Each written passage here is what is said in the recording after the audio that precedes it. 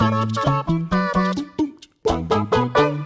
guys, what's up? It's Jules here for What Culture Gaming, and I want to talk to you about Star Wars. Now, if I say the words Star Wars Battlefront, it's going to conjure up one of two images. Either it's going to be microtransactions and shoddy launches, or it's going to be the heydays of online gaming, storming with you and your mates across multiplayer battlegrounds, taking it to those absolute Sith heads. I think you can tell which one I prefer. Basically, the games that came before the rebooted version put a smile on my face bigger than the Joker's. Now, the older games weren't perfect by any stretch, but my god were they fun. I've got an ongoing galactic conquest back and forth with my friend Liam that's been going on for nearly 10 years. I cannot deal with Yavin 4! Plus, we've got to remember the impact that these games had with online console gaming, with the original release just as Xbox Live was coming into its own, cementing this as a must-have title. Battlefront 2 improved on this with heroes, more modes, improved mechanics, and huge maps to jet across, and things were shaping up to be a great time for all involved. It even impressed Scott Tailford. Yes, even Scott Tailford.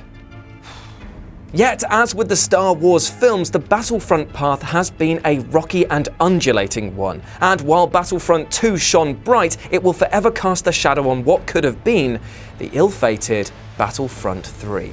So what happened to it? Well, let's have a chat.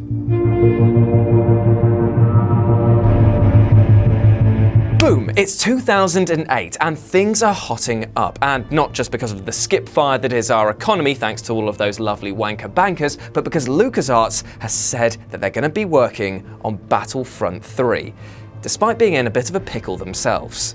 At the time, they were going through a financial slump and were cancelling more orders than when you find out your other half can track your online purchases and which Russian bride sites you got them from. Am I right? Knights of the Old Republic, gone. Jedi Knights, see ya. Republic Commando, you best believe you're out of here. Which is really sad, I really like that game. Yet some hope, a new hope as it were, was being pinned on Battlefront 3. With developer Pandemic handing over the rights to Free Radical, you know those lovely chaps behind Time Splitters, and a new line of consoles to play with, this was meant to be bigger, better, and chock full of ideas more breathtaking than when Darth Vader has a daddy choke session. Space-to-ground transitions would be the title's biggest selling point, with players being given the opportunity to hop in a starfighter whenever they wanted to and, at the push of a button, launch into the atmosphere and take the fight to the nearest Star Destroyer.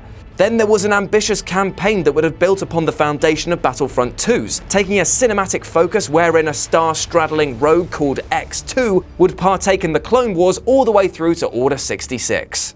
Which sounds great, so why didn't it happen? Well, much like the destruction of the Death Star, the impact came from within. Free Radical and LucasArts just didn't see eye to eye, and both accused the other of meddling. Free Radical was accused of missing deadlines, but Free Radical said that LucasArts didn't want to push the game to market because they simply couldn't afford it. And this was countered by Steve Ellis, who was co-founder of Free Radical, when he said that the game was completely finished when it was canned, only having the QA testing phase to go through in order to get a gold seal and move forward. That's unbelievably tragic if true, that a game which could have delivered fans what they had been baying for was cancelled right at the final stages. And perhaps that's why Battlefront 3 still manages to pique everyone's interest. Stories of its developmental problems emerged as LucasArts wound down. And what did we actually get from LucasArts during this phase as they began to close doors? We got the admittedly fun Unleashed titles, a Clone Wars movie tie-in, and the Kinect Star Wars game, which sure was a thing. Roll obligatory dance sequence footage now.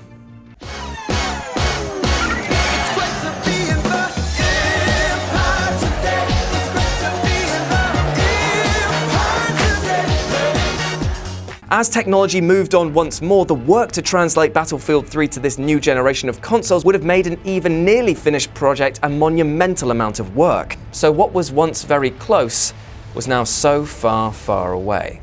The Battlefront that we know today is a different beast. It's a competent shooter, but it's one that's marred by shallow and shady business practices.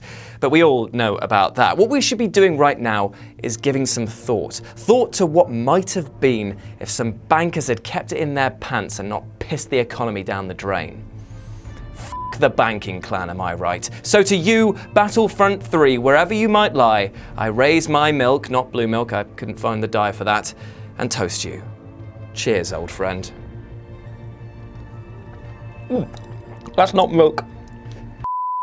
And there we have it. That's my thoughts on the rise and fall of Battlefront 3. Thank you very much for watching, and let me know what you thought about it down in the comments section below. Do you like it? Do you dislike it? Are you happy or sad about the state of the current events of Battlefront? Let me know. And as always, you've been awesome. I've been Jules. I flipped it round, just for a change. I'll speak to you soon. God damn. Hey guys, thanks for making it to the end of the video. Aren't you a star? Don't forget to like, share and subscribe below, and also there's probably more content floating up above my head, so why not check that out as well? Could be a laugh. Probably. 6 out of 10.